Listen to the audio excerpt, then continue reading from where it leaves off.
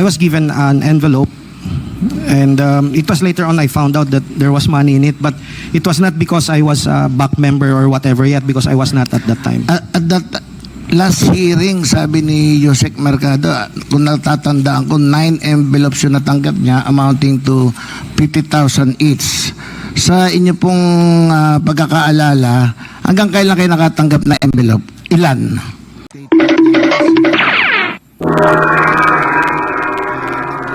Sometimes in October 2023. Gising mga kababayan ko. Confirm that. Isang magandang umaga ng Sabado, mga kakanto. Muli po ang aking pagbati ng magandang araw, magandang gabi.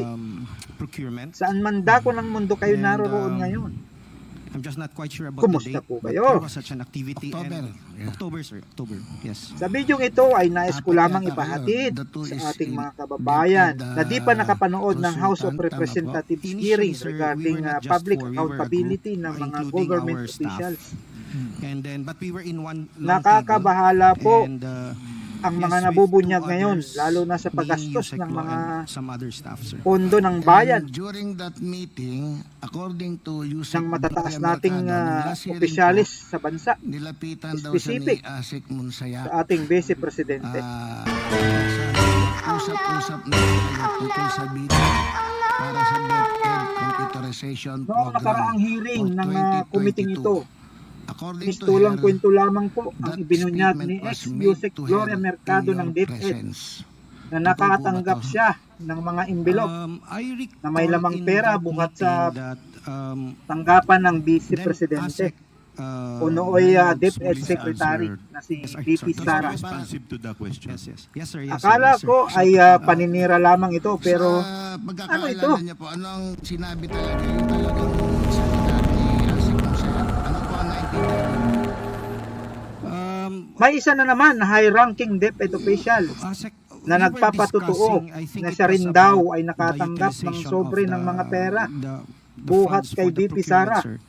And, At akala niya ay normal it was lamang a daw ito discussion like dahil there was something like, there is bago a need lamang siyang to be able to utilize the empleyado funds o immediately. mataas na And, opisyal ng there DepEd. was some kind of a remark that, something like Matatandaan noong nabunyag maybe ang pwede sobre naman ng nilang pera na pag-usapan ipinamamahagi lang ni kung VP paano Sara maayos, basta noong unang importante, hearing ma-utilize committee yung ito fund because the ay fund imbis for the na mag-deny procurement at was about to magpaliwanag lapse sa taong on bayan in December of ay naglabas agad-agad 2023. I si VP understand Sara this fund was 2022, ng mapanirang sir. statements By the way, sir, laban just kay for ex-Yusek purposes of Gloria background, Mercado.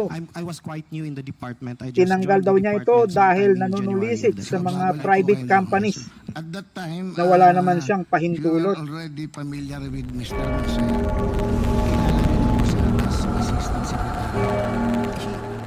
If I recall it right, Ngayon I was naman, former sa sagot ni HR Attorney director, Resty sir. So, Osias if I recall na it high-ranking right, official ASEC din ng Munsaya DepEd the ay appointment nilinaw of niya ASEC na Munsaya was, I legitimate think, daw ang October panunulisit 1st para of sa isang pet 2023. project ni VP Sara. So, At hindi naman pera ang he sinusulisit, was, bagkus ay mga presented kagamitan para sa as proyekto. one of the new Nakakalungkot officers of dahil the ito ang DepEd. ginawang basihan I think in that para tanggalin flag sa ceremony of pwesto that week, ang so isang that was the first time I saw career him. woman. And, I Hindi think po the very politiko first si interaction ex-Yusek with him Gloria was on Mercado. So, nung lunch. Nagtatrabaho nung lamang narinig po po siya yung according sa statement kanyang niya mandato.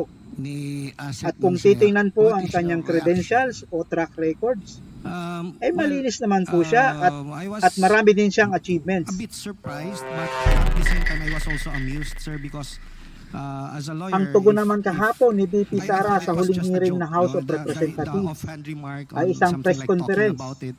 I na thought kung it was saan ay some kind of a nilimit joke. It was lamang just niya nothing. ang I didn't itatanong really sa mind kanya it that much. Thank you, na sir. gusto niyang So, sagutin. Mr. Chair, mukhang totoo nga na Ayaw niyang naging pag-usapan ang tungkol sa pahayag confidential si Mr. funds Munsaya kung saan at hearing sinabi ng House niya of kay Yusek Representatives. Gloria na noong panahon na yun, Ayaw niya na as tinatanong head siya of tungkol sa procuring kanyang entity, accountability. na siyang nagre-review Bagkos ng ang dokumento sinasagot ng mga lamang niya bidders, ay ang kanyang sama ng loob sa presidente.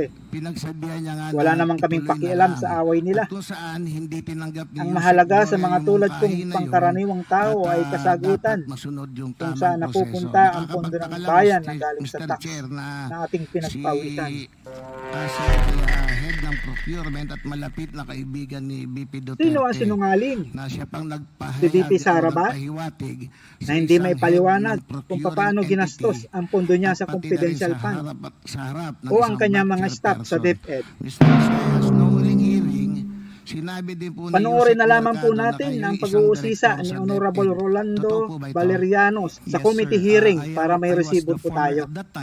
Nasa video description sa ibaba ang link ng buong hearing na ito kung gusto ninyong panoorin ng buo. Kailan po kayo? Would you also receive envelopes from Miss Shine Paharda? Parang ikinuwento ni Yusek Mercado, envelope containing cash. All right. Your Honor, Mr. Chair, no, I must be candid about this. I must say I did, but I didn't know because I was new in the department. I thought it was a practice of the department. I thought, the very first time I encountered that matter, sir, was sometime in April of 2023. I didn't know I was summoned to the office of ASEC Shine, and then I was given an envelope, and it was later on I found out that there was money in it, but it was not because I was a back member or whatever yet, because I was not at that time. At that last hearing, sabi ni Yusek Mercado, kung natatandaan ko, 9 envelopes yung natanggap niya amounting to 50,000 each. Sa inyo pong pagkakaalala, hanggang kailan kayo nakatanggap na envelope? Ilan? It started April. I think it was until September of that year. Up to September 2023? Yes, sir. But if I recall it right, I was only summoned about 4 times to the office. 4 times? Yes. Up to September 2023? Yes, sir. So yung last quarter po, wala na kayo natanggap? Wala na po.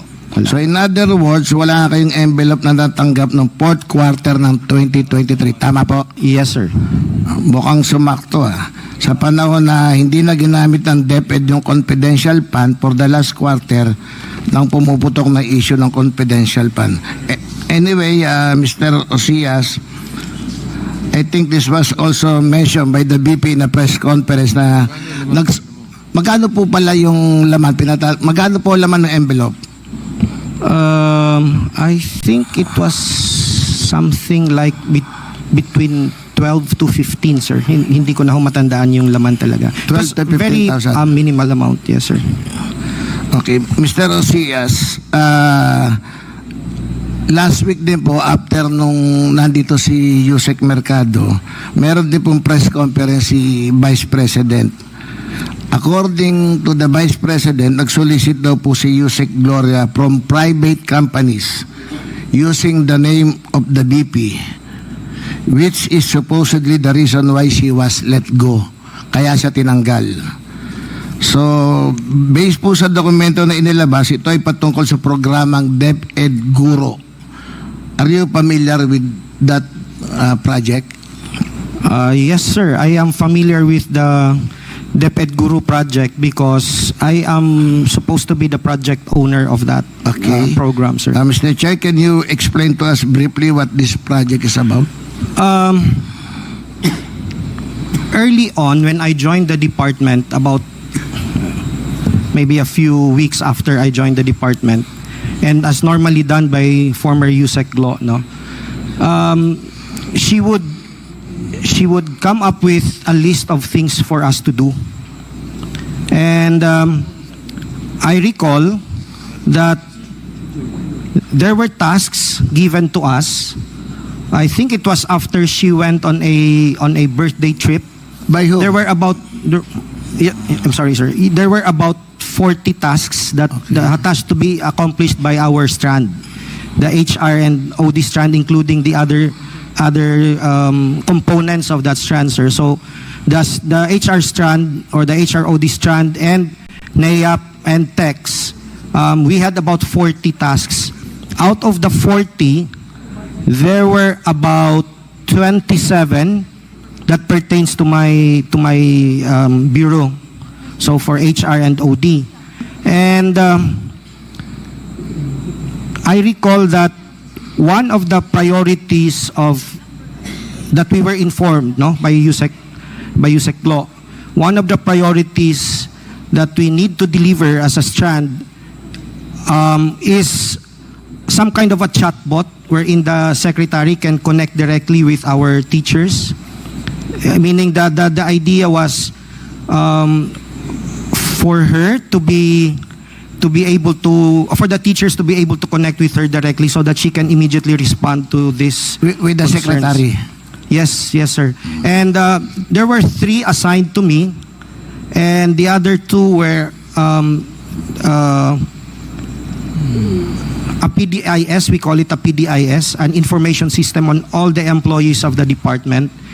And the other one was a hiring process which will minimize the engagement of the human intervention. No? So the computations were all done by the system, something like that. So there were 3. So DepEd Guro was more on the aspect of that parang immediately makakausap ni VP yung mga teacher, so they can immediately raise to her the concern. Kasi the thing there, sir, is if you use the idea there is if you use the current social media processes like Messenger, etc. No, there are about, at that time there were about 888,000 plus teachers. So just imagine if a teacher comes up with a concern, and there were so many of them, matatabunan lang ho yung kanyang concern, and there is no possibility for example, the VP to be able to answer the concern. So there has to be some kind of a different approach to it, some kind of technological approach wherein it will ensure that the VP is able to answer all these concerns, because there are really many of our teachers. Thank you. So the DepEd Guro, sir, is for that purpose. According to Yusek Mercado din po, at that. So in short, Mr. Chairman, ang DepEd Guro program sa katotohanan ay isang legitimate project ng DepEd na isang priority project rin ni BP Duterte, kung saan ang mga external partners ay hindi pinili ni Yusek Mercado kundi ng ibang opisina sa ilalim ng DepEd. Dagdag pa rito, walang pondo o kagamitan na personal na makukuha si Yusek Mercado sa programang ito. Nakakabahala lang, Mr. Chair, na isang directive ng pinuno ay siya ring gagawing rason na paikot-ikutin upang sa pilitang magtanggal ng isang career government official tulad ni Yusek Gloria Mercado. And that's all, Mr. Chair. Thank you. Thank you.